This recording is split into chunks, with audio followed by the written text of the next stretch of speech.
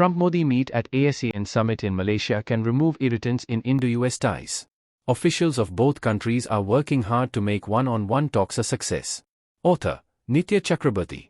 There is a big possibility of renewal of India's bilateral ties impacting the ongoing trade talks following the proposed one-on-one meeting between the Indian Prime Minister Narendra Modi and the US President Donald Trump during their presence in Kuala Lumpur to attend the summit of ASEAN members on October 26 to 28 this year.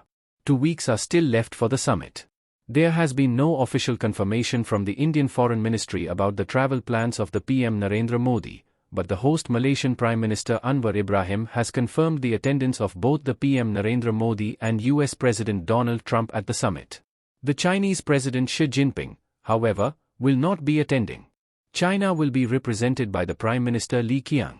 ASEAN bloc presently has 11 members: Malaysia, Cambodia, Indonesia, Brunei, Vietnam, Laos, Myanmar, Philippines, Singapore, Thailand and East Timor. India, US and China are not members, but they are always invited as friendly observers. Similarly, Japan, Brazil, South Africa and Canada have also been invited. Presidents of both Brazil and South Africa are attending. The deliberations at the 3-day meet have special significance in view of the latest Israel-Hamas peace deal and also ASEAN concerns about the security in South China Sea involving China. For India, the meeting will be of crucial importance as this will be the second face-to-face meeting in 2025 between Prime Minister Modi and the US President Donald Trump. They last met on 13 February this year. That meeting took place showing great bonhomie between the two and Indian PM expressing his confidence to step up India's trade to $500 billion by the year 2030. But with the unilateral tariff hike of 25% on Indian exports announced by Trump effective from 1 April this year and subsequent penalty of another 25% with effect from August this year, put a total tariff of 50% on Indian exports to the USA, having serious impact on the Indian exports to the USA in the current financial year. Especially, the imposition of additional 25% penalty on Indian exports for importing oil from Russia stunned the Indian government. Apart, after the 4-day war between India and Pakistan in May this year, President Trump took the credit for the stoppage of the war by threatening both countries with trade embargo.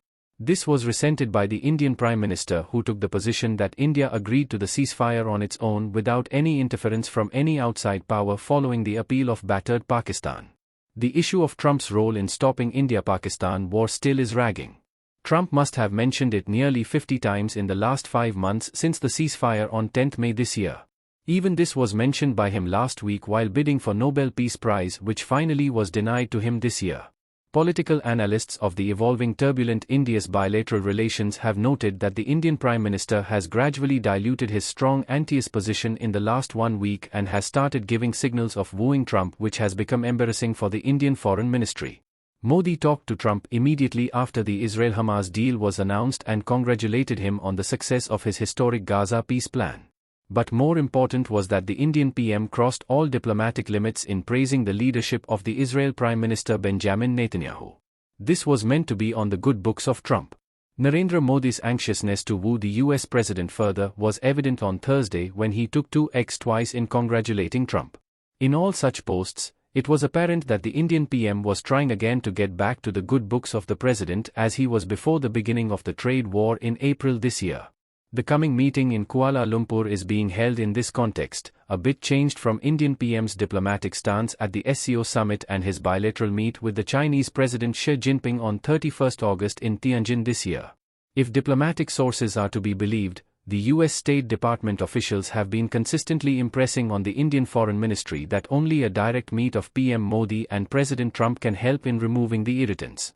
They have been mentioning that India's natural place is with the USA and a bit ego-massaging of Trump by Modi at the Kuala Lumpur summit can help facilitate the renewal of India's relations including the trade ties. Now the question naturally arises, how is the Indian PM going to deal with the US president in the context of improvement of ties with China and Russia and the emergence of an informal troika of China, India and Russia in global affairs after the last SCO summit in China on 31 August and 1 September this year. The new phase of India-China relations has started with the resumption of flights between the two countries. Other measures are also being implemented to pep up bilateral relations which froze after the Galwan battle in July 2020. Similarly, President Putin will be visiting India on December 5th and 6th, and the focus of discussions will be on expanding economic ties, including continuing the Indian imports of oil products from Russia, which the US is objecting and which has led Trump to impose penalty of 25% on Indian exports.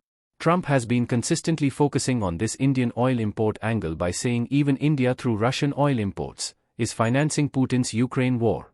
How is PM Modi going to solve this oil import issue with Trump without disturbing his coming talks with President Putin to be held 5 weeks after his proposed one-on-one with Trump?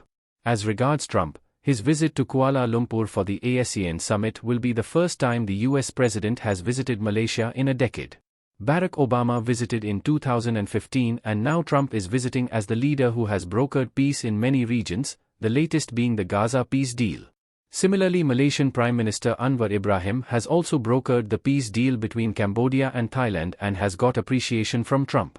Ibrahim will try to emerge as a regional leader through this summit with Trump's support. But on Israel, Malaysia differs strongly with both Trump and Modi. Malaysia wanted Netanyahu to be declared a war criminal and, along with other ASEAN members, took position against Israeli genocide in Gaza. Malaysia also sided with Pakistan following the India-Pak confrontation in May this year. So in bilateral talks with Malaysian PM Ibrahim, Indian PM will not have a smooth passage. Both the Indian Foreign Ministry officials and the White House must be preparing adequately for the Modi-Trump meeting. The stakes are very high for both sides, but for India, it is higher, especially for the Prime Minister, who staked a lot personally in favor of Trump.